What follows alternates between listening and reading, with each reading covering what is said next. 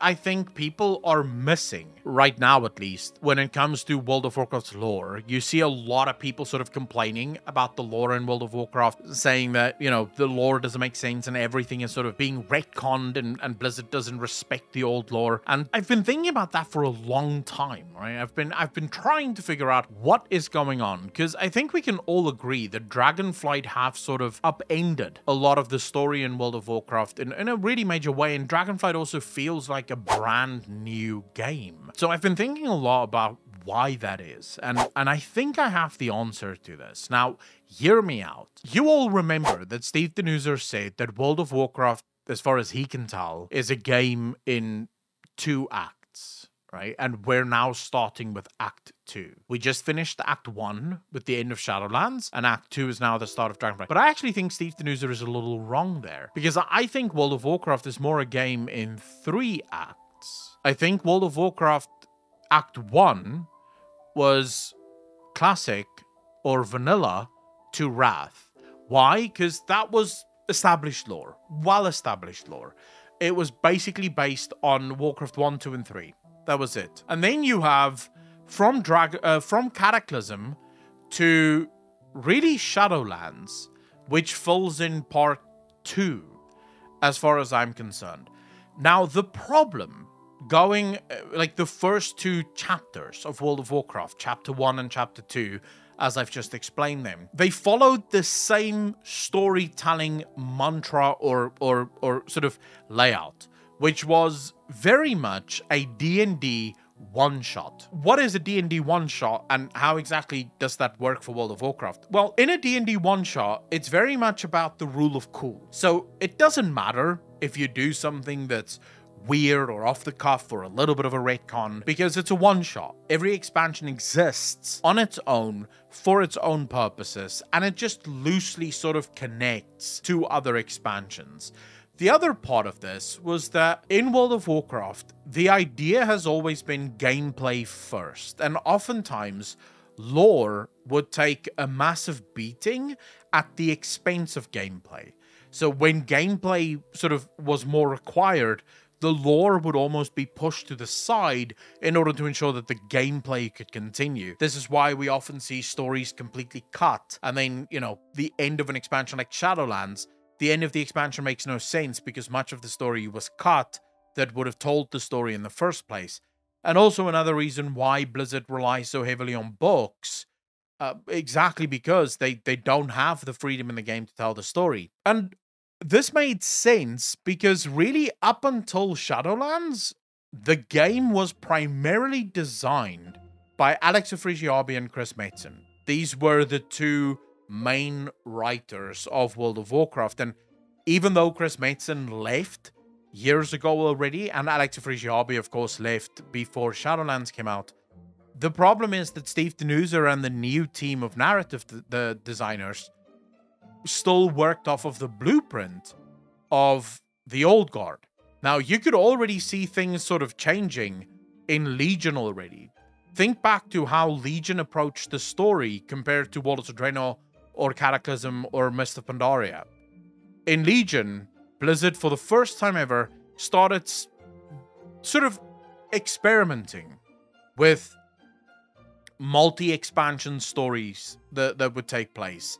So, for example, in Legion, we saw the Old Gods in the first patch, and then, you know, that the Old Gods sort of pulled through the whole expansion really in the background, and then they sort of really featured in BFA.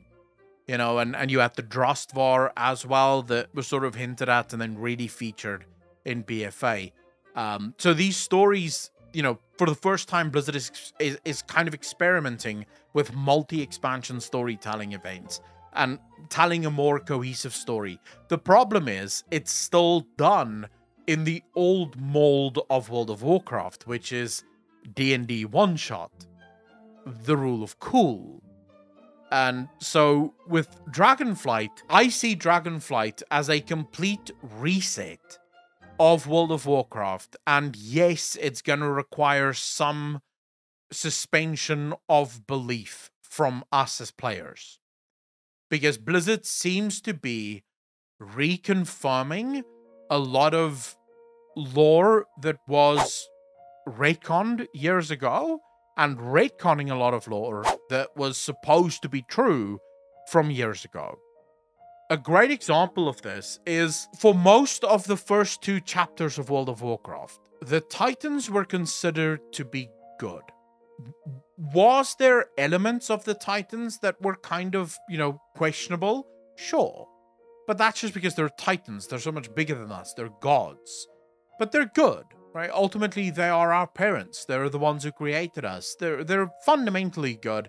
But they do have their offshoot moments and whatnot. The beginning of Dragonflight is the first time that Blizzard severely hints at the evils of the Titans. We discover a book that basically straight up admits the Titans have been lying to us, and the Titans are keeping things from us because they don't think we're smart enough. Odin effectively calls us, filth. So clearly Blizzard is sort of cementing this idea that the Titans are not good. Not at all. And then we have this new story that's coming through that now is being reaffirmed. We discussed this last week during a video. There are now 5 old gods. 5. Not 4. 5. Now, of course, many people immediately pointed out, yeah, but that's old stuff. It's just, yes. Because Blizzard is reaffirming it. Blizzard went back and they said, right, we don't like how we ended N'Zoth. We don't like that N'Zoth's end wasn't actually built upon and wasn't actually moved along with the rest of the story. So we're going to bring another old god back. But this time, we're going to put the player in a position, and I truly believe this is what Steve Denuser and his team is up to in World of Warcraft. They want to get us to the point where we trust no one. We don't trust the Titans, we don't trust the light, we don't trust life, we don't trust death, we trust no one. Because everyone has an angle, including the old gods, including the Titans, including everyone. So Dragonflight really is Blizzard kind of saying, look, we are going to reaffirm a lot of lore that you guys may have neglected or may have stopped believing in. We're reaffirming that. We're also creating lore for the future. And the future of World of Warcraft, I think, personally, looking at what Steve Denuser is doing with Dragonflight, I could still be wrong, obviously, but I think that it is going to happen. They are trying to set up Azeroth versus everyone else. And there's a reason why they have to set that up. They're moving away from factions in World of Warcraft. In Dragonflight, we see more stories that crosses the faction boundary than ever before. And players have made it clear that they no longer really care about the factions. But you always need another, right? There has to be us versus the other. So what better way of doing that than we become the champions of Azeroth, as we are, against everything else in the universe. So if you want to think of this as Warhammer 40k, it is the humanity from Terra against the galaxy. I believe that this is what Steve Denuser and his team are working towards. This is Azeroth, this is us. We fight on the side of Azeroth against the evils of the galaxy. And Azeroth is our emperor, if you will. Azeroth is our holy emperor, holy Terra, holy Azeroth. That's the direction I think they're taking it in. And I'm kind of excited for that.